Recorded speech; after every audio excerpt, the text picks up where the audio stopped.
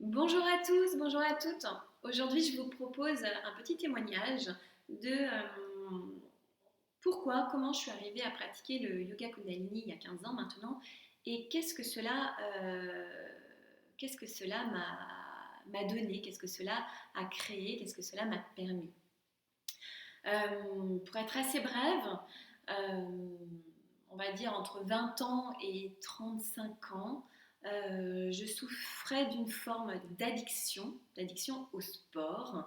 Donc c'est pas le fait de pratiquer de façon régulière et intensive du sport, hein, mais c'est le fait de pratiquer de façon excessive et de dépendre en fait de cette pratique. Ce qu'on appelle maintenant, il y a un terme qui s'appelle la bigorexie et qui va venir finalement à un moment donné impacter tous les domaines de sa vie, que ce soit sentimental, que ce soit relationnel, sociable, que ce soit professionnel, que ce soit au niveau de l'alimentaire, que ce soit au niveau également, évidemment, de la santé physique et psychique. Donc moi, je suis arrivée à un point où mon corps a dit stop et où j'étais arrivée aussi à un point d'épuisement psychique.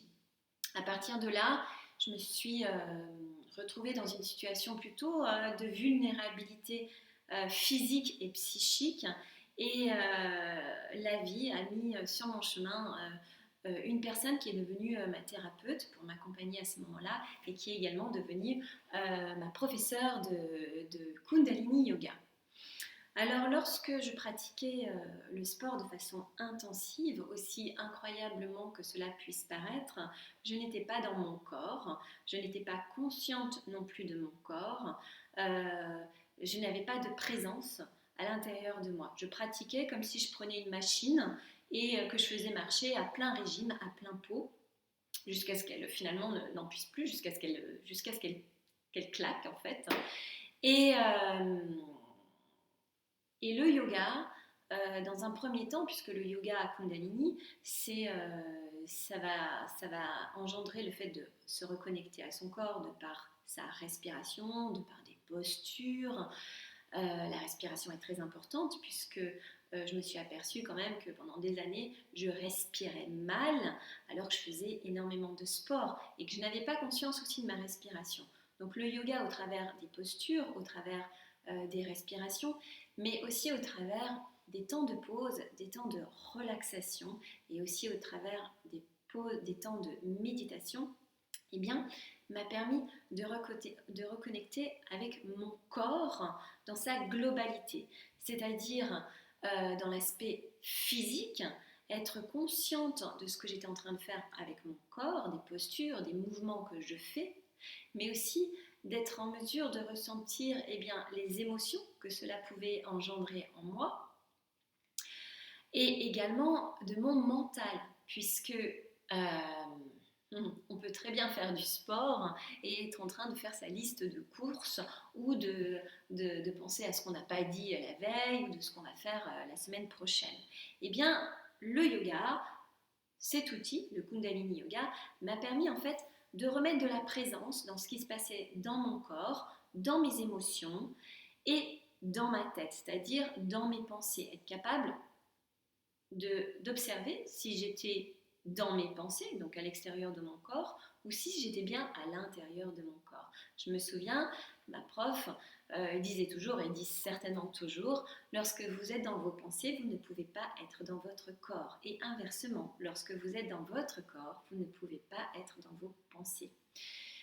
Donc, première phase, ça a été vraiment de reconnecter avec ces trois aspects de mon être. Mon corps physique, euh, mon cœur, c'est-à-dire mes émotions, ce que je ressentais et ce que je m'autorisais finalement à ressentir plutôt qu'à éviter, puisque lorsqu'on a des émotions, certaines personnes peuvent les ressentir et se dire ah ben non, j'en veux pas et je les fuis. Et là, vraiment, le yoga m'a permis aussi de m'autoriser à les ressentir et à les accueillir pour les apaiser, tout simplement. Et puis, effectivement, eh bien, le mental, c'est être en mesure aussi de remettre son mental à son service. C'est-à-dire que avoir un mental, c'est important, c'est même primordial pour être efficient dans sa vie de tous les jours, j'ai envie de dire, mais ce c'est surtout être conscient de est-ce que je suis au service de mon mental ou est-ce que je mets mon mental à mon service. En gros, est-ce que je suis tout le temps dans mes pensées, je me laisse toujours emporter dans mes pensées, ou est-ce que je vais utiliser mon mental pour être capable de programmer, comment dire, d'être efficace, efficient dans ma journée. Donc ça, c'est la première, on va dire que c'est vraiment les premiers points, c'est vraiment ce que cet outil m'a permis en fait d'acquérir et comment dire, d'affûter aussi. Lorsque je pratiquais de façon excessive ce sport, donc quand j'étais dans cette forme d'addiction, il y avait ce côté de mettre l'énergie à l'extérieur de soi. Comme un volcan qui a besoin d'être tout le temps en train de laisser sortir cette lave explosive et voilà, laisser sortir. Le yoga, finalement, a été pour moi un moyen déjà de ressentir mon énergie, de voir que j'avais beaucoup d'énergie et de la canaliser et de la mettre à mon service. C'est-à-dire, c'est comme si, en fait, je redirigeais cette énergie dans d'autres sphères, en fait, de ma vie, mais de façon consciente. En gros, eh bien, le fait de canaliser cette énergie me permet d'être en mesure de voir quand je vais être capable de faire telle chose qui va me demander telle énergie ou telle chose qui va me demander telle concentration et également aussi d'être en mesure d'équilibrer des moments où je vais avoir effectivement besoin de mon corps pour faire telle chose, mais de sentir ces moments où il va falloir mettre en mode pause. Ce qu'on appelle en fait cette capacité à appuyer sur la pédale d'accélération quand c'est nécessaire d'accélérer et sur la pédale de freinage quand c'est primordial de freiner, de se détendre, de se relaxer. Et finalement, de m'autoriser à relâcher, de m'autoriser en fait à me détendre, à détendre mon corps. Ce que je ne me permettais pas quand j'étais dans ces années où j'étais en totale addiction, en totale dépendance, où en fait mon corps était en permanence en tension. De façon permanente, en tension. Mais je ne m'en rendais pas compte. Il a fallu que mon corps cède à un moment donné, se casse, pour dire stop, on ne peut plus tenir la tension.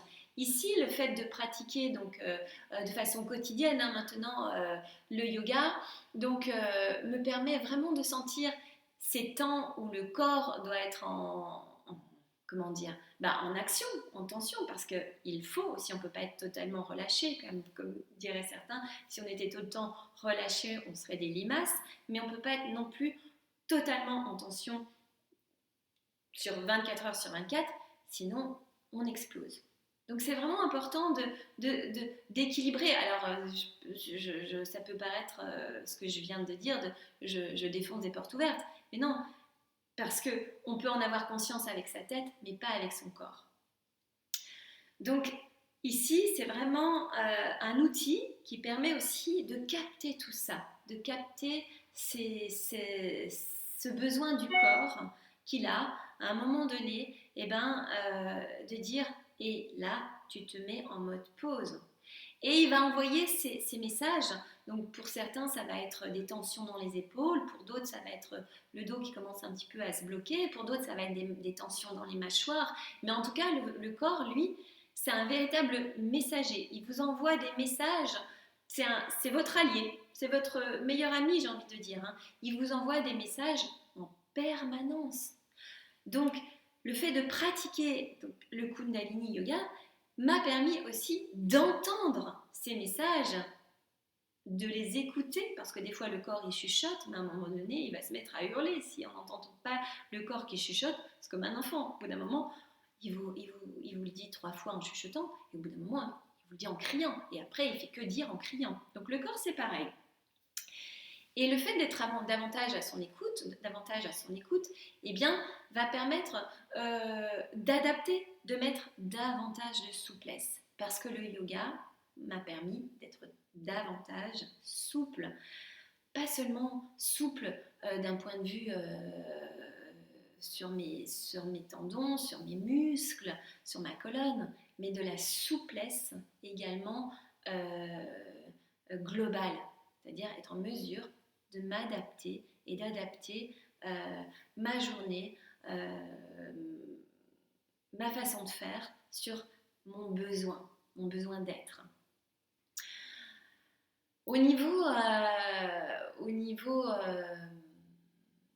comment dire, créatif aussi, puisque le fait d'être plus à son écoute dans son corps, plus à son écoute d'un point de vue émotionnel, cœur, et plus va permettre également d'être plus à l'écoute de ce dont on a réellement besoin.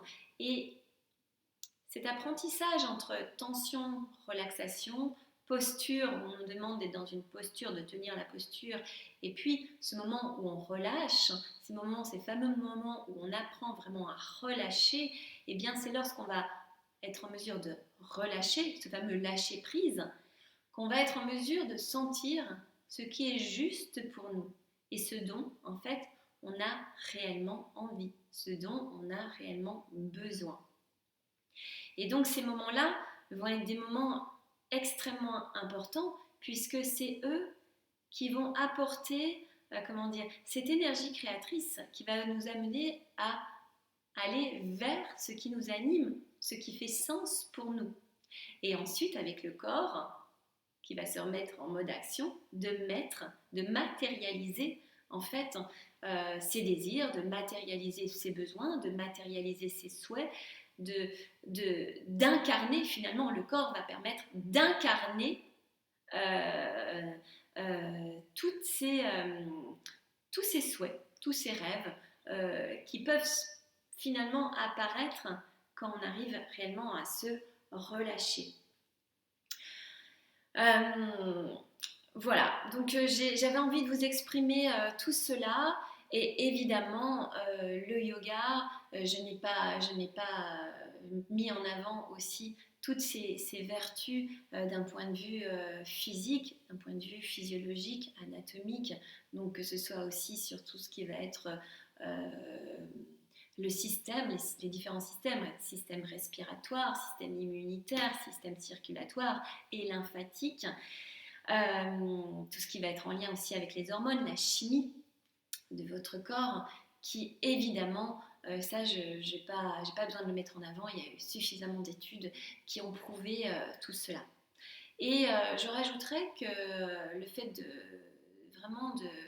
ce soit un yoga plutôt global, donc qui va impacter sur le corps physique, mais sur le corps aussi, on va dire, émotionnel, et sur le corps un peu plus spirituel, permet aussi de vraiment venir contacter toutes ces énergies du corps qui va être des énergies plus lourdes à des énergies un peu plus subtiles, et de reconnecter avec ces énergies-là.